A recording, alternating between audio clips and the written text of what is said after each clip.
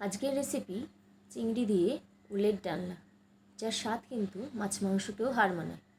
রেসিপিটি বানানোর জন্য আমার এখানে লাগছে ওল আর আলু, যেগুলোকে আমি টুকরো করে কেটে নিয়েছি। ওলগুলো একটু ছোট করে আর আলুটা একটু বড় সাইজ করে কেটে নিয়েছি। ওলটাকে প্রথমে কড়াইতে জল দিয়ে একটু সেদ্ধ করে নেব। এরপর কড়াইটা ধুয়ে তেল গরম করে একটু হলুদ দিয়ে দিয়েছি যাতে না ছিটোয় তেলটা। এর মধ্যে এবার আলুটাকে দিয়ে প্রথমে ভাজা করে নেব। আলুটাকে একটু ভাজা ভাজা করে নিয়ে তুলে রাখবো। ওই সেম তেলের মধ্যেই আবার সিদ্ধ করা ওলটাকে দিয়ে একটু ভাজা করে নেব। খুবই হালকা ভাজবো, যেহেতু ওলটা একটু সিদ্ধই আছে। ভেজে এবার তুলে রাখবো। এবার এখানে চিংড়ি মাছ নিয়েছি, তার মধ্যে নুন হলুদ মাখিয়ে এটাকে এবার তেলের মধ্যে দিয়ে ভেজে নিতে হবে।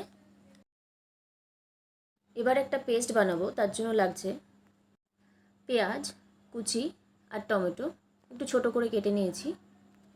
মিক্সির জারের মধ্যে দিয়ে ব্লেন্ড করে নেব, একটা সাইডে রেখে দেব। এরপর কড়াইয়ের মধ্যে তেল দিয়ে ফোড়ন দেব, জিরে আর তেজপাতা। ফোড়নের মধ্যে এবার যে টমেটো পেস্ট করে রেখেছিলাম সেটাকে দিয়ে দেব। এর মধ্যে এবার কিছু মশলা দেব। প্রথমেই গোটা গরম মশলা দেব ওপর দিয়ে।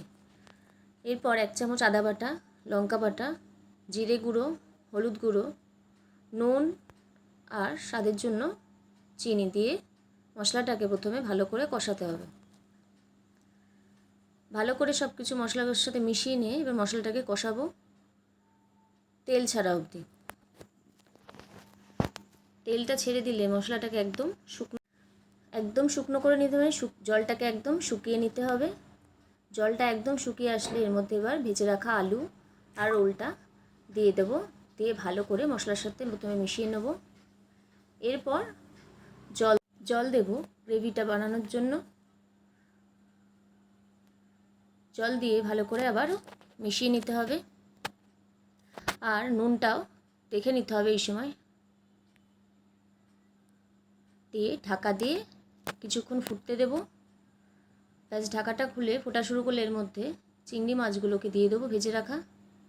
গ্রেভিটা একটু শুকিয়ে আসলে এরপর উপর থেকে গরম মশলা ছড়িয়ে একটু নাড়িয়ে নামিয়ে নেব। ব্যাস রেডি আমাদের চিংড়ি দিয়ে ওলের ডালনা। ভালো লাগলে রেসিপিটি অবশ্যই লাইক শেয়ার এবং সাবস্ক্রাইব করে দেবেন।